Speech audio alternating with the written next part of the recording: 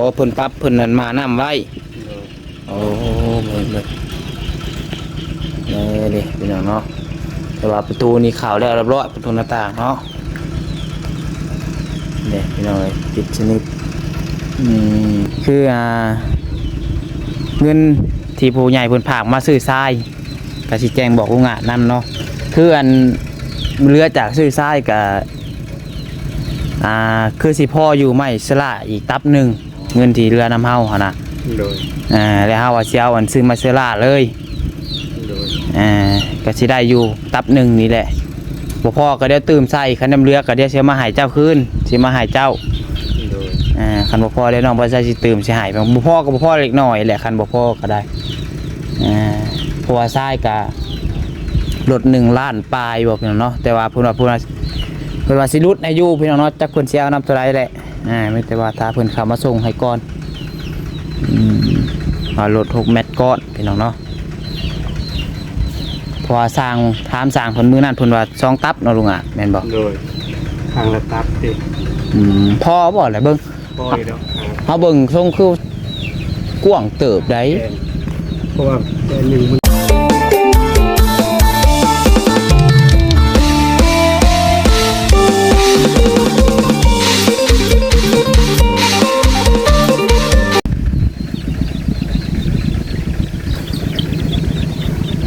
ี่น้องเนาะเปิดภาพขึ้นมานี่บัดนี้ก็อยู่ทางบ้านทางเรือนของลุงอ่ะนี่คือเก่าพี่น้องเนาะ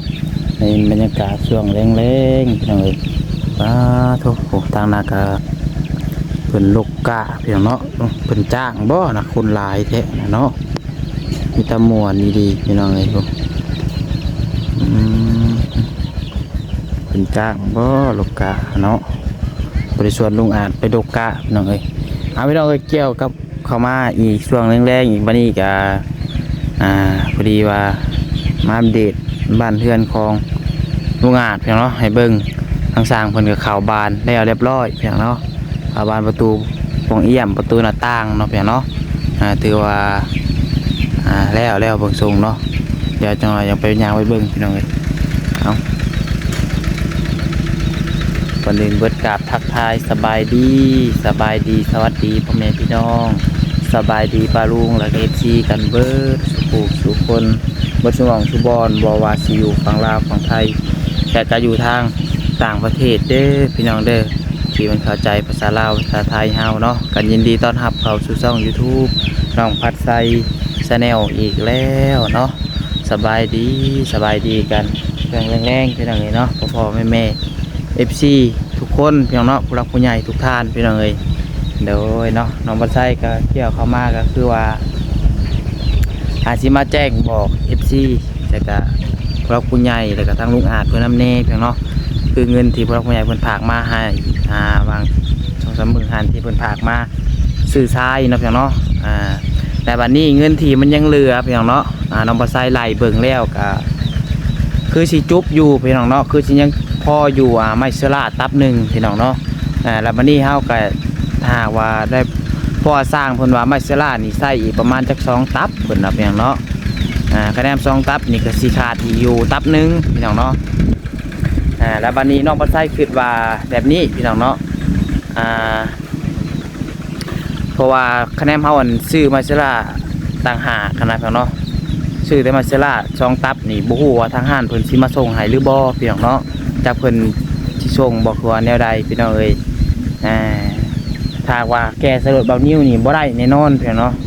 เพราะมาเสลามันยาวมันสิฮักพี่น้องเอ้ยเนาะมันต้องได้ใส่รถหุ่นใดพี่น้องเนาะแล้วน้องบ่ใส่ได้คิดว่าเงินที่มันเหลือตับหนึ่งนี้เนาะบาดมือน้องบ่ใส่สั่งทรายมาพี่น้องเอ้ยสั่งทรายน้ำหมูอะไรและสิหาหมูหาไปแวะแกไม่เสลามาให้เลยพี่น้องเนาะหาใส่น้ำรถเพิ่นมาให้เลยนะพี่น้องเอ้ยมันจังบ่ยากแต่ว่าบัตรเฮาสั่งมาอะไรพี่น้องมันจังมีรถแกพี่น้องเนาะตอนนี้นี่มีอยู่2 อย่างพี่น้องเนาะคือ1นี่คือแน่ว่าบ่พอดีกับไม่เสลาเนาะพี่น้องเนาะคือว่าไม่แป้นเอามาแอมนะพี่น้องเอ้ยนี่แอมบอลนี่ช่างมันเฝ้ากับเป็นดอกเนาะนี่ อัดหูนี่มันนี่แหละพี่น้องเอ้ยปิดเนาะปิดให้มันงามให้มันปลอดภัยแหละพี่น้องคนจังเขาบ่ได้เนาะบ้านเฮาไปเวียกไปงานตามประตูก็ได้เนาะนำมาใส่อะไรขึ้นแนวนี้พี่น้องเนาะ FC ว่าจังใดพี่น้องเอ้ยเนาะคือว่าบางทีเนาะผู้รักผู้ใหญ่เพิ่นเห็นคลิปนี้แล้วเพิ่นอยากสมทบพี่น้องเอ้ยซอยเหลือซื้อมาชลาอีกตับหนึงเนาะให้มันเป็น2ตับให้มันพอเลยนั่นแหละเนาะพอตอนนี้ก็ยังขาดอยู่ประมาณกับตับหนึ่งกับประมาณบ่ฮอด1,000ดอกเนาะประมาณ700-800 บาทนี่แหละพี่น้องเอ้ยไล่ไปประมาณ700 บาทซะพี่น้องเนาะแต่ว่าคันได้ว่าบ่ได้อีหลีก็บ่มีอีหลีก็มีแต่สิซื้อมาไว้ให้สร้างเพิ่นตับหนึ่งก่อนพี่น้องเนาะแล้วก็ให้เพิ่นปิดไปก่อนเนาะคันได้ว่ามีมาอีกก็จังให้เพิ่นมาใส่อีกบอกว่าได้พี่น้องเนาะว่าใส่ซัมมี่นั่นแหละพี่น้องเนาะให้พี่น้องเอ้ยจังได๋ก็เอาไว้รวมกับทางเพิ่นก่อนครับเนาะโทษเข้ามาอีกรอบนึงแรงบอกทางก็กำลังขาดให้ขาดหน้าเนาะกำลังดำพี่น้องเอ้ยว้าไวดีเพิ่นก็มาวันนี้ฮอดนั่นเที่ยงลุงอาเด้เพิ่นสิแล้วไปจักนี่เนาะสบายดีเด้อลุงอาเด้อสบายดีเด้อครับเลยสบายดีอีกรอบหนึ่งเนาะมาอีกรอบแรงพี่น้องเอ้ยมาสิบ่เข้ามาแหละพี่น้องเอ้ยทีแรกเนาะนายสร้างเพิ่นมาเฮ็ดบ่มาใส่ของเอี่ยมแล้วเรียบร้อยใส่ของเอี่ยมแล้วเรียบร้อยปรับพื้นไว้เทพื้นปรับพื้นพร้อมมื้อมันสิมาเทใช่ปะหายางเบิ่งก่อนเนาะมื้อบ่ผลสิมาเทไปบ่ฮู้เพิ่นเพื่อนเพิ่นปรับไว้ซื่อๆเพราะว่าน้ำมันบ่ทันได้โอ้เพิ่นปรับเพิ่นนั่นมาน้ำไว้โอ้เบิ่งเลยนี่พี่น้องเนาะแต่ว่าประตูนี่ขาวแล้วเรียบร้อยประตูหน้าต่างเนาะนี่พี่น้องปิดชนิดเลือดไฟเข้ามารถใหญ่สบุญเข้ามาได้เฉยเข้ามาฮอดเนื้อนจะเลยรถนะเขาว่าอยู่คือว่ารถรถฟอร์ดคันน่ะบ่ที่ว่าเห็นมันเที่ยวไปเที่ยวมานะบอกคือว่าบ่แม่น4x4นี่คือสิแม่นคันนั้นแล้วพระสิกล้าเข้ามาขึ้นนี่แต่หมุนบ่เลยทางนี่ให้หมุนกว่าเก่าให้เพื่อนกว่าเก่าพี่น้องเนาะเราก็กล้ามาเฉยแล้วก็เนาะบ่ค่าเด้อบ่ได้ค่าขึ้นไปเลยดีแล้วดีนิดหน่อยเฮาว่ารถไผเข้ามาว่ะทางก็ยังบ่แห้งเนาะน้องบ่ใส่ขี่ไปเบิ่งบ่อนนั้นทางโค้งหั่นก็บ่อนนั้นก็พอบ่อนหั่นได้ฮะบ่อนทางโค้งแล้วก็ป๊อดบ่แบบเดียวก็เลยแหละกับมันนี่น้ำมันอ่างมันไหลอยู่แล้วมันนั่นลุบยันรถเพิ่นเข้ามาก็ยันช่องบอลนี่แหละบัดนี้บอลทางโค้งแล้วก็บอลใกล้ช่องที่ลุงงานนี้พี่น้องเอ้ยทางรถทรายเข้ามามีแต่ว่าป้ายมันเห็นก็คักพุ่นแหละเนาะ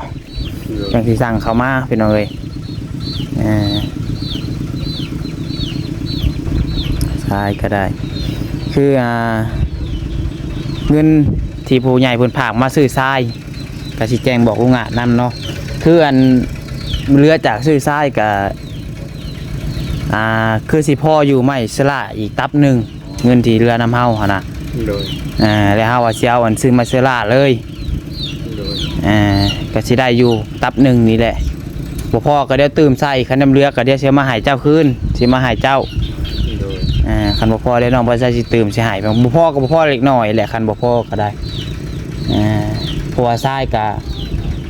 รถ1 ล้านปลายบอกเนาะแต่ว่าเพิ่นว่าสิรุดให้อยู่พี่น้องเนาะจักเพิ่นสิเอานำเท่าไรแหละไม่แต่ว่าถ้าเพิ่นเข้ามาส่งให้ก่อนรถ6 เมตรก้อนพี่น้องเนาะเพราะว่าสร้างถามสร้างเพิ่นมื้อนั้นเพิ่นว่า2 ตับเนาะลุงอ่ะแม่นบ่โดยทางละตับติพอบ่ล่ะเบิ่งพออยู่ดอกเฮาเบิ่งทรงคือกว้างเติบได้เพราะว่าแผ่นหนึ่งมันก็คุ้งบ่เนาะแผ่นหนึ่งนี่ความยาวนี่สุดพอดีอะไรบอกใช่พอดีสุดบ่สมมุติว่าแผ่นหนึ่งสุด4 เมตรพอดี เพื่อนนี่ก็4 เมตร โอ้วันนี้เฮาได้ตัดขึ้นเนาะมีแต่แผ่นแรกฮะ เอามา อ่าอันนี้ว่า2ตับกับบัดนี้ก็ยังเหลือยังขาดแต่ว่าตับเดียวเนาะ เลย แต่ พอ ว่าเพิ่นสิเฮ็ดแบบใดล่ะเพิ่นสิเอามาตัดอยู่บ้านหรือว่าเพิ่นสิตัดอยู่ที่จังบ่สวยหัวหน้าเพิ่นสิแทกเพิ่นจะมาตัดอยู่บ้านหรือว่าจังได๋ ตัดอันไมเซล่านี่มันก็ต้องได้ใส่อันนั้นเนาะเครื่องไฟฟ้าใส่หินเจีย ตู้หมูตัด เครื่องเลื่อยน้อยก็ได้บ่จักคันเลื่อยแขวน้อยๆหั่นเด้คันเพิ่นมีมันสิมีเลื่อยแขวน้อยๆหั่นนะเลื่อยตัวตัดอันนะ มีอยู่แต่ว่ามันก็สิคุ้งค่านเอา ฮะ มันก็สิคุ้งค่านมัน บอกแล้วเอาแทกก่อนติจังตัดก่อนติจังเอาขึ้นไปตอก ก็ให้แล้วแต่ว่ามันตัดกันสิบ่ได้เพราะว่ามันโค้งแบบนี้มันแต่ว่าเรื่อยมันโค้งแบบนี้แล้วมันก็มีค่านข้างหลังนี่ คือว่า บ่เลื่อยมือเดียวหาใดเลื่อยมือเดียวมันก็ยาวเติบพี่แหละค่ะ ว่าหนึ่ง เคยเห็นเพิ่นตัดเถื่อ เขาเคยเห็นพออยู่ของพอเขาเห็นเพิ่นใส่อยู่สิมีอยู่เลื่อยมือเดียวมันสิเป็นแขวน้อยๆแล้วมันคือสิเลื่อยได้คะแนนแขวใหญ่เลยมันสิบ่ได้เลื่อยไมซิล่านี่มันต้องแบบแขวน้อยๆเอาพี่น้องเรามีแต่ว่ายังขาดไมซิล่าอีกตับหนึงพี่น้องเอ้ยตอนนี้ก็บางเทื่อมีผู้หลักผู้ใหญ่เพิ่นเข้ามาเห็นและเพิ่นอยากซอยพี่น้องเนาะก็คือขนาดเป็นเงินพี่น้องเนาะก็ประมาณ600-700 บาทนี่แหละพี่น้องเอ้ยบ่ฮอดพันตับหนึ่งกันเนาะก็เป็นเงินกีบเฮาก็ประมาณ400,000ปลายพี่น้องเอ้ยหัวยังขาดแต่ตับเดียวขาดแต่อย่างเดียวนี่แหละเนาะ โดย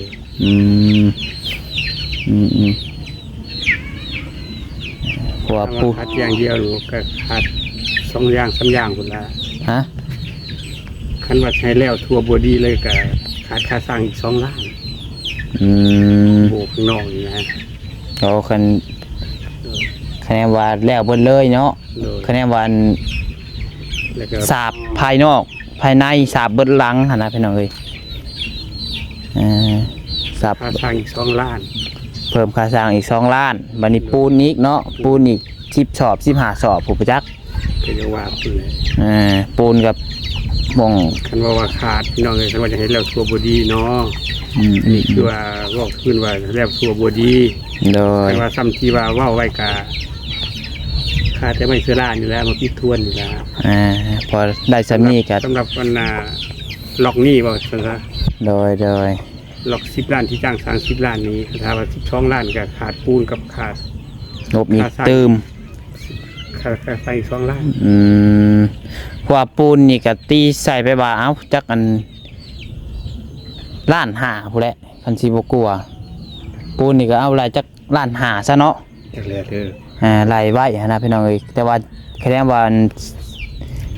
สาบเบิดอีหลีก็ต้องคะแนนว่ามีผู้รักผู้ใหญ่เพิ่นสิซอยก็ต้องถามสร้างเพิ่นอีกเทื่อนึงพี่น้องเอ้ยเนาะแต่ว่าน้องประไสคิดว่าคือสิหม่องบ่ต่ำ10 สอบแหละพี่น้องเอ้ยสาบภายนอกภายในนี่ตีไปก็รวมๆก็หม่อง3 ล้าน 4 ล้านเนาะทั้งค่าสร้างทั้งค่าปูนประมาณนั้นพี่น้องเอ้ยแต่ว่าเอาตัวนี้ก่อนพี่น้องเนาะเอาตัวไมเชล่ามาแอมนี่ก่อนซะถ้าเราบ่ได้อีหลีพี่น้องเนาะความสร้างเพิ่นอันนั้นนะแต่นี่หาสร้างเพิ่นสาบอันแล้วนี่สิบ่มีบ่ผู้ใหญ่เพิ่นซอยเข้ามาเนาะ บ่ใส่สิมาอัปเดตเพิ่นก็ให้เพิ่นเห็นนั่นแหละพี่น้องเนาะก็อยากให้มันอย่างน้อยก็ให้แล้วตัวนี้ก็พอนะพี่น้องเนาะคะแนนว่าบ่ได้อีหลีก็ตัวสาบตัวอันนี้ก็แต่บุญวาสนาซะเนาะ โดย จังน้อยก็ให้มีพิษอันนี้แล้วก็ถือว่าสำเร็จทำทีเว้าไว้กับสร้างเนาะ โดย แต่ว่าเมื่อหน้าเมื่อในคือว่าลุงอาจคือว่าแม่บุคคำเพิ่นหาเงินหาคำได้เพิ่นอยากสาบเองก็อันนี้ก็แต่เพิ่นพี่น้องเนาะเอาเรื่องอนาคตไว้นะพี่น้องเอ้ยแต่ว่าเฮาก็นี่แหละเอาตามความเป็นจริง แค่นั้นว่ามีงบเข้ามาก็ดีพี่น้องเนาะ โดย ถามว่าอยากให้แล้วบ่ในใจน้องบ่ใส่ก็คันซอยก็อยากซอยคะแนนน้องบ่ใส่มีเงินก็จะซอยอยู่ดอกพี่น้องเนาะซื้อปูนซื้อหยังให้เราก็ได้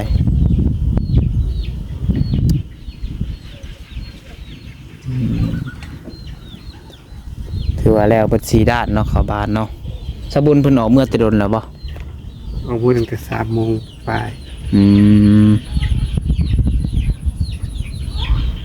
ใช่ว่าโทรหาลุงอาจคือบ่ฮับบ่คือเราสับไปสากบ่วะเอาสับไปสากบ่ บริ อืม ที่มาเห็ดปานประตูสร้าง สวยจับสวยยังเปิดป้าโทรศัพท์ไว้ บ่เป็นหยังแล้วว่าสิบ่เข้ามาแล้ววะ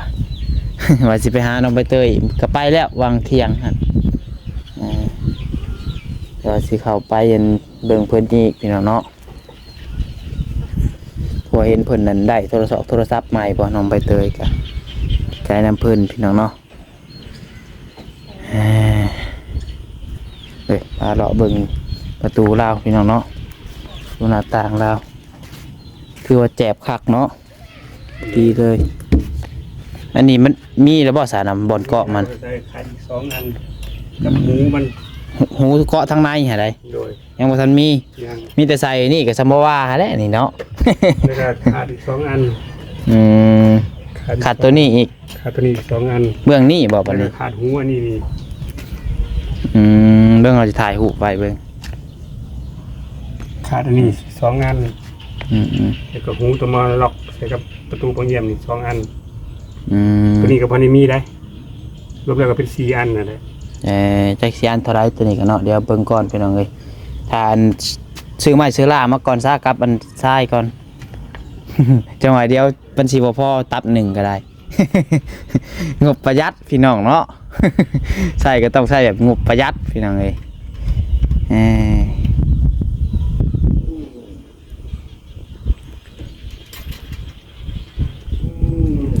ทวนเทียนนะสิเทิงก็ยังบ่ได้อัดเนาะยังก็นี่พี่น้องยังข้างนี้พี่น้องเนาะท่านได้ใส่เท่าบรรยากาศทุ่งไร่ทุ่งนาผู้ใดที่แบบเคยอยู่บ้านนอกแล้วไปเฮ็ดเวียกอยู่ในเมืองนี่ก็สิคิดฮอดอยู่บรรยากาศแบบนี้พี่น้องเนาะบรรยากาศธรรมชาติก็มักอยู่ได้พี่น้องแบบนี้เนาะอยู่แบบสบายจิตสบายใจอยู่แบบธรรมชาติไปเลยหายใจก็สบายหายใจหมอนอยู่ในเมืองก็ฮ้อนเนี่ยเราอยู่ที่ครับดอกผัดลมเนื้อหอยบ่ไปลุงอ่านหาเก็บหอยลุงอ่านเก็บ กินเลยได้ เก็บหอยมาต้มบ่ มื้อเที่ยง ต้มหอยไปหาเนี่ยหาให้หน้านี่บ่ โดย กินแล้วบ่สลับซีนนะ กินแล้วเที่ยง อ๋อสลับซีนดิบจำได้หาแม่นบ่ กินดิบ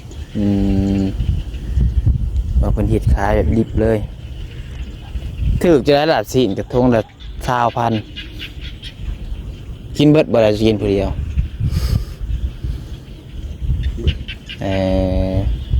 โอ้ห่านแม่นอกใส่ขายอันจาน50พุ่นเด้อพี่น้องแต่ว่าสิหลายกว่านี้ก็ซ้ำอันนั้นแหละทำขายอันนี้เพิ่นเฮ็ดเลยเพิ่นตักขายหน่อยนะเพิ่นเฮ็ดเป็นชุดห่านแม่นอกใส่ชุดละ50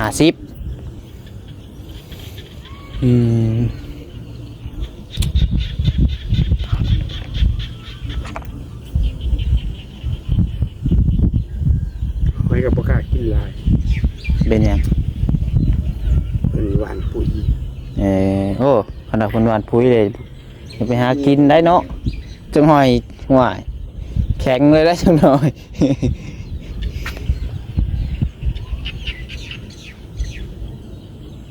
เจ้าบ่อเห็ดโกขอกเผ็ดนี่ปลูกนี่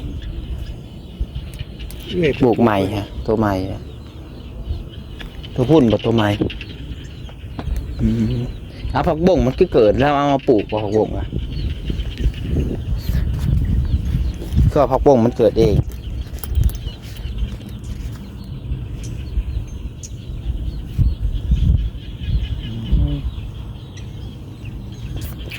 แบบมันใหญ่เบิดนี่ก็ขากอีได้นี่เนาะเป็นสวนขึ้น งามพี่น้องเอ้ยหัวสิงไข่นี่ก็เราปลูกไว้ลายไปแล้วเนี่ยไปขายได้อีก ตกยามมันยามนั้นตำกินกะคักหน่อย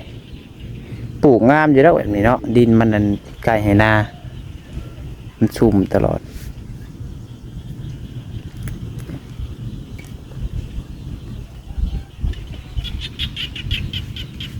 เสียกบเขียนห้องน้องเอกป้าพูดแหละไปพูดวันนี้พี่น้องเนาะถือว่าเข้าบานประตูนี่แล้วเรียบร้อยแล้วเนาะ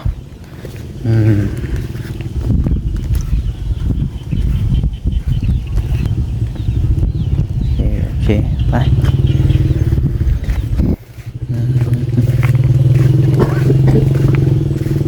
ไม่นี่ก็เพิ่นยังสิตีออกอยู่นี่พี่น้องเนาะตีออกแล้วปูนมาอัดเนาะตอก